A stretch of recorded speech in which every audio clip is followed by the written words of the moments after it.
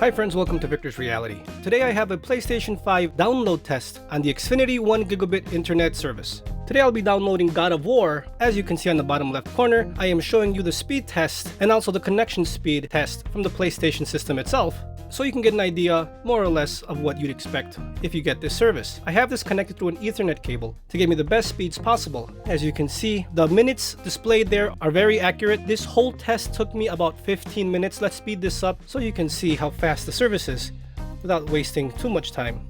But the time estimated here is accurate. It says about 17-16 minutes at the beginning. It's really about 15 minutes flat. It's just at the beginning it takes a little bit longer just to process and start. But the Xfinity 1 gigabit service has always been fast for me.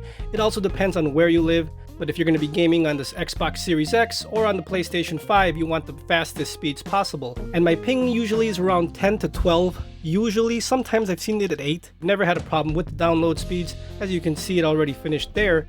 So you can start actually playing the game. I want to download all the data so you guys can see in this test. But again, it takes about 15 minutes for a 45 gig file. If it's like 100 gigs, it takes about a half an hour, more or less. Like the new Call of Duty Cold War, that's over 100 gigs. So it would be about a half an hour with the 1 gigabit internet service. Again, this is on an Ethernet cable. Of course, if you do it through Wi-Fi, it will take longer. And with the next generation of consoles, you do want a fast service because you don't want to be waiting for these big gig downloads that are going to be hitting with every new release. So now we're under a minute left. You can see here, it's so close to finishing.